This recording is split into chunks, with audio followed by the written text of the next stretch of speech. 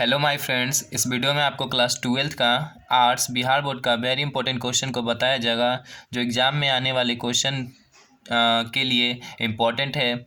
चलिए इसमें देखते हैं क्या क्वेश्चन कह रहा है। सिकंदर के प्रिय घोड़े का नाम क्या था? तो बुसीफेलस इसके प्रिय घोड़े का नाम था। और सिकंदर के गुरु कौन थे? अरस्तु, ये सिकंदर के गुरु थे।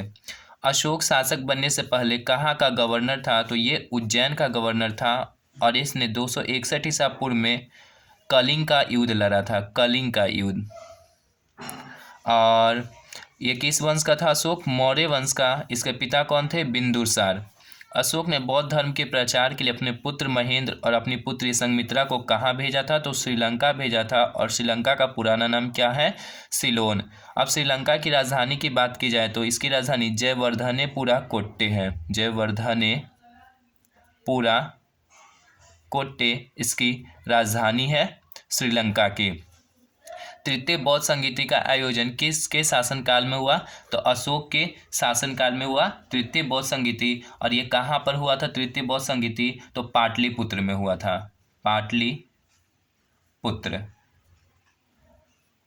पाटलिपुत्र में हुआ था।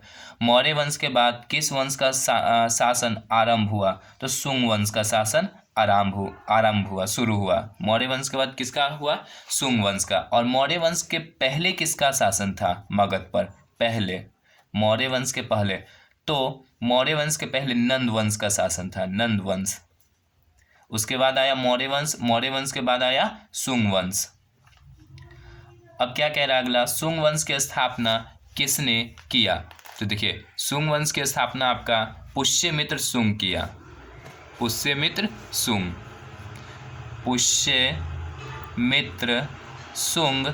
वंश की स्थापना किया। मौर्य वंश का अंतिम शासक विद्रथ था जिसको मार करके पुष्यमित्र शुंग ने शुंग वंश की स्थापना किया था। चलिए अगला क्या कह रहा है? कुषाण वंश का अंतिम शासक कौन था? देखिए, कुषाण वंश का अंतिम शासक वासुदेव था। कुषाण वंश का अंतिम शासक कौन था? वासुदेव। भारतीय आयुर्वेद का पिता किसे कहा जाता है? तो धन्वंतरी को आयुर्वेद का पिता कहा जाता है। भारत का शेक्सपियर किसे कहा जाता है? तो भारत का शेक्सपियर कालिदास को कहा जाता है, कालिदास। 16 महाजनपदों में सबसे शक्तिशाली महाजनपद कौन था? तो मगध। मगध की राजधानी राजगृह था, राजगृह मगध की राजधानी। अशोक किस वंश का था? तो अशोक आपका मौर्य वंश का था। और इसने 261 ईसा पूर्व में कौन सा युद्ध लड़ा? कलिंग युद्ध। राजतरंगिणी के लेखक कौन है? तो कल्हन राजतरंगिणी के लेखक है। और राजतरंगिणी पुस्तक से कश्मीर का इतिहास मिलता है, पता चलता है कश्मीर का इतिहास। अर्थशास्त्र और इंडिका से किस राजवंश के विषय में जानकारी मिलती है? तो मौर्य वंश। अर्थशास्त्र कौटिल्य लिखा है जिसे चाणक्य भी कहते हैं। और इंडिका मेगास्थनीज द्वारा लिखा गया है, मेगास्थनीज के द्वारा इंडिका। चलिए आगे क्या कह रहा है क्वेश्चन? अगला क्वेश्चन है आपका, पाटलिपुत्र नगर की स्थापना किसने किया? तो उदयन पाटलिपुत्र नगर की स्थापना किया था। प्राचीन भारत में धर्म की शुरुआत किसने की थी? तो प्राचीन भारत में धर्म की शुरुआत ये अशोक किया था। अशोक धर्म की प्रचार किया, अशोक ने शुरुआत किया।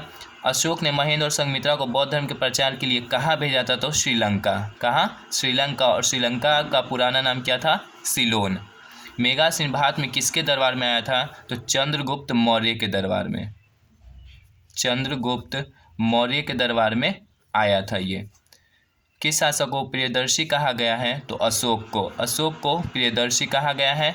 पुराणों की संख्या कितनी है? तो पुराणों की संख्या आपका 18 है। वेदों की संख्या कितनी है? 4। ऋग्वेद, यजुर्वेद, सामवेद और अथर्ववेद। ये ऋग्वेद सबसे पुराना वेद है। कौन सा? ऋग्वेद आपका सबसे पुराना वेद है। वेदांत की संख्या कितनी है? तो वेदांत की संख्या आपका 6 है। मौर्य साम्राज्य मुख्य रूप से कितने प्रांतों में विभक्त था? 5। आजीवक संप्रदाय का संस्थापक कौन था? तो मखली गुसाल ये आजीवक संप्रदाय का संस्थापक था? मखली गोसाल।